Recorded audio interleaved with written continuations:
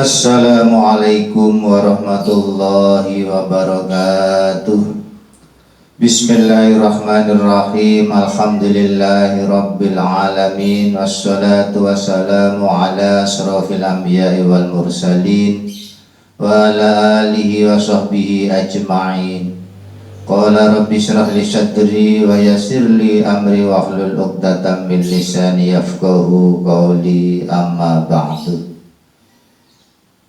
Muslimin dan muslimat dimanapun Anda berada, marilah kita memanjatkan puja dan puji syukur kehadirat Allah Subhanahu wa Ta'ala, yang mana di dalam keadaan pandemi corona seperti ini kita masih diberi kesehatan, kesempatan sehingga kita bisa ngaji bareng di channel ANC dalam keadaan sehat walafiat. Kedua kalinya semoga sholawat salam tetap terlimpahkan kepada junjungan Nabi besar Muhammad sallallahu alaihi wasallam yang selalu kita tunggu-tunggu syafaatnya dari sekarang sampai hari kiamat. Amin Allahumma amin. Marilah kita pada kesempatan hari ini kita ngaji tentang masalah kodok sholat. Mengkodoi sholat ini bisa dilihat dari dua macam. Apakah sholat yang ditinggalkan itu karena adanya udzur atau karena tidak adanya udzur. Sebelum kita membahas tentang masalah kodok tersebut, maka perlu kita juga tahu bahwasanya sholat itu ada yang namanya sholat ada dan juga ada yang namanya sholat qadha. Sholat ada yaitu sholat yang kita lakukan tepat pada waktunya. Artinya waktu yang sudah ditentukan di dalam agama, kita lakukan sholat itu pada waktunya, itu namanya sholat ada. Meskipun ada sebagian rangkaian sholat itu kita lakukan di luar waktunya, sebagaimana misalnya contoh ketika kita sholat asar tinggal 3 menit misalnya, sehingga kita lakukan sebelum selesai salam kita sudah masuk pada waktu maghrib. Hal itu juga masih dikatakan ada, meskipun salamnya umpama kita sudah masuk waktu maghrib. Kemudian kalau sholat qadha yaitu sholat yang dilakukan di luar waktu. Misalnya kita sholat asar, kita lakukan di waktu maghrib, itu namanya sholat qadha. Hal ini sebagaimana yang dijelaskan di dalam Hamish Kitab Sulaiman Al-Qurdi, yaitu ada ibarat yang berbunyi wa man shalla rak'atan ay minas sholati fil waqti fahiya ayis sholatu kulluha adaun. Barang siapa yang sholat 1 rakaat di dalam waktu, maka sholat itu seluruhnya namanya sholat ada. Au sholla dunaha faqadun, atau orang yang sholat di luar waktu maka namanya sholat qadha. Lima sahha min qoulihi sallallahu alaihi wasallam man adraka rak'atan minas shalah faqad adraka shalah. Barang siapa yang menemukan 1 rakaat dari sholat, maka orang tersebut dikatakan orang yang menemukan sholat. Oleh karena itu kita sudah bisa menentukan apa sih sholat ada dan apa sholat qadha. Pahala daripada sholat qadha ini di bawah sholat ada. Jadi pahalanya lebih banyak sholat ada daripada sholat qadha. Oleh sebab itu mari kita jangan sampai sholat itu kita tinggalkan atau kita lakukan di luar waktunya. Apalagi ketika sholat qadha tersebut ini dikarenakan kelalaian kita atau kita maksiat di dalam mengakhirkannya. Sebagaimana di dalam kitab tersebut wa sawabul qada duna sawabil ada la siyama in asobit takhir. Kemudian haram kita mengakhirkan sholat itu di luar waktunya, meskipun hanya sebagiannya saja. Meskipun sholat yang kita lakukan tadi itu disebut sholat ada, akan tetapi kita haram untuk mengakhirkan sholat itu di luar waktunya, meskipun hanya sebagian yang dilakukan di luar waktu. Ibaratnya wa yahrumu ta'khiruha ila ayyaqo ba'duha ayis sholati walau taslimatal ula kharijahu ayil wakti wa in waqa'at adaan. Jadi meskipun sholat itu disebut sholat ada, kita itu haram untuk mengakhirkan sholat tersebut di luar waktu. Kemudian bagaimana kita itu cara melakukan sholat qadha? Karena sholat qadha ini ada dua macam, ada yang qadha karena uzur dan ada yang qadha karena tanpa uzur. Kita bahas yang pertama dulu, bahwasanya qadha yang dengan uzur artinya kita meninggalkan sholat karena adanya uzur yang dibenarkan di dalam agama. Uzurnya sholat ini tidak ada lain, hanyalah dua macam. Yang pertama karena lupa.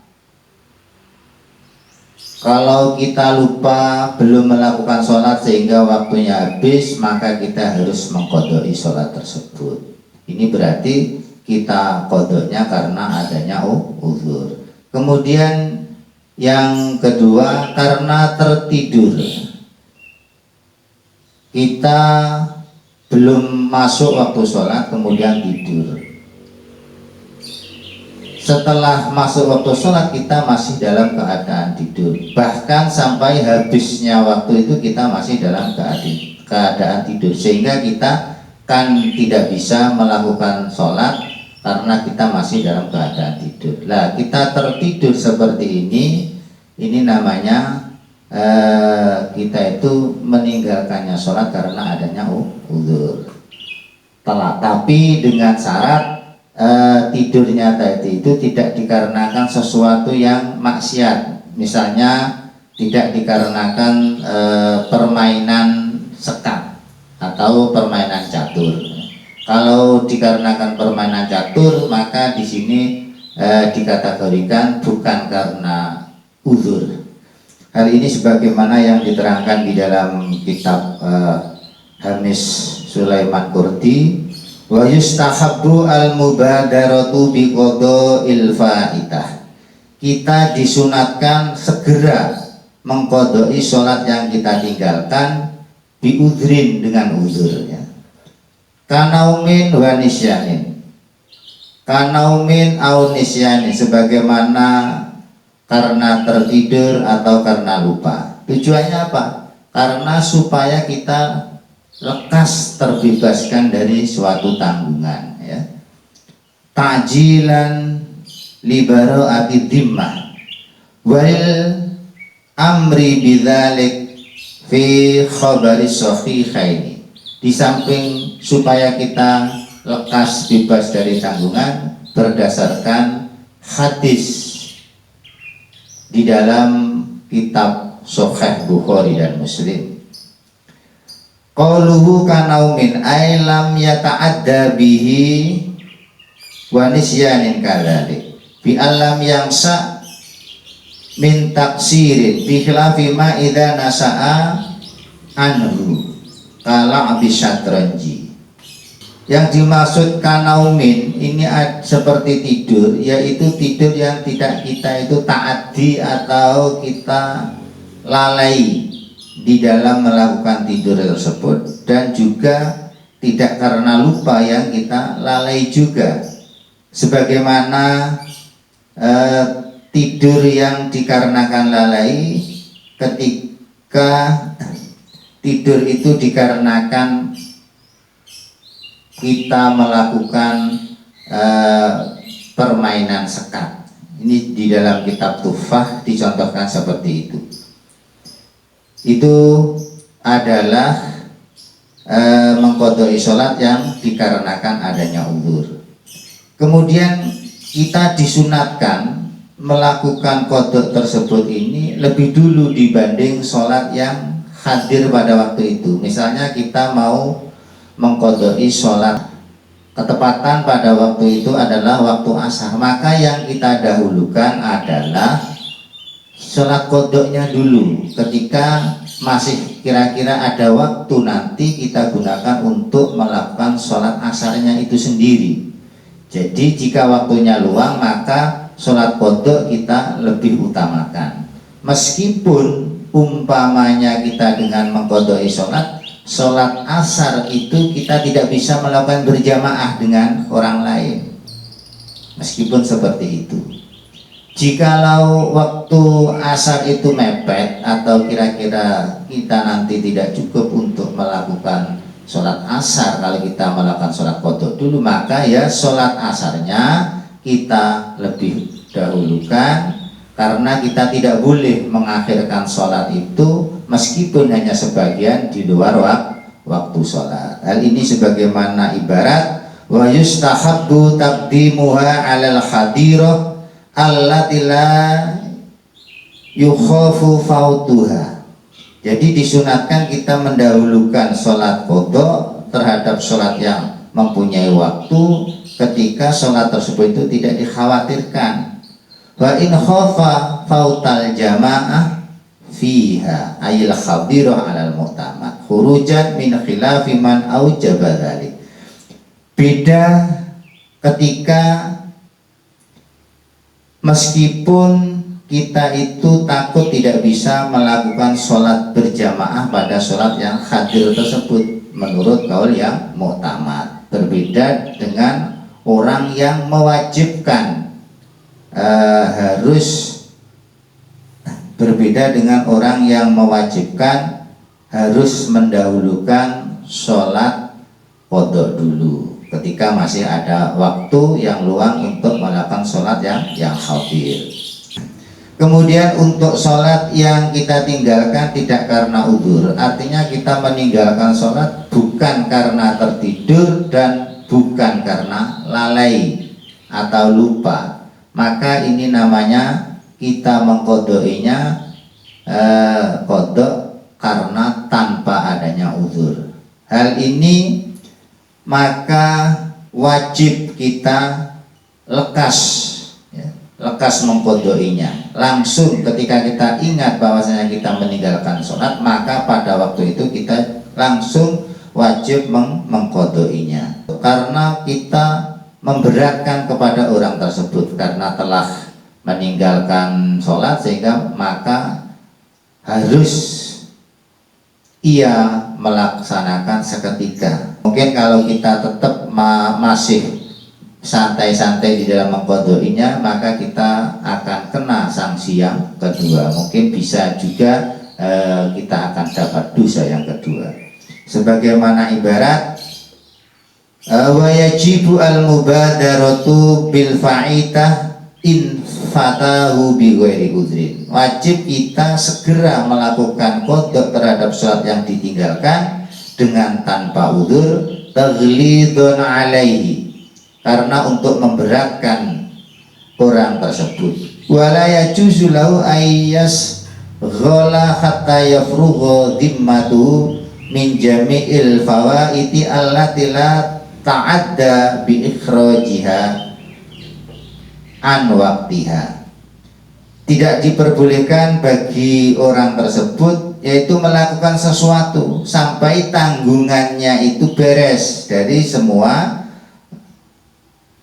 ibadah-ibadah yang ditinggalkan, yang meninggalkannya itu karena kelalaiannya. Oleh sebab itu mari kita perhatikan hal tersebut, yaitu tentang masalah qada mengqadai sholat yang ditinggalkan, karena di dalam mengqadainya itu juga ada beberapa perincian. Yang pertama yaitu bagaimana kalau sholat itu ditinggalkan karena uzur, dan juga bagaimana kalau sholat itu ditinggalkan tanpa uzur. Karena konsekuensi dari kedua permasalahan itu berbeda, oleh sebab itu kita juga harus memahaminya sesuai dengan aturan-aturan yang ada yang diterangkan di dalam kitab fikih. Hal ini yang telah kita sampaikan referensi dari kitab Sulaiman Al-Qurdi, yaitu hamisnya, berarti kitab Minhajul Qawi. Ada kurang lebihnya minta maaf. Wallahul muwafiq ila aqwamit thoriq. Assalamualaikum warahmatullahi wabarakatuh.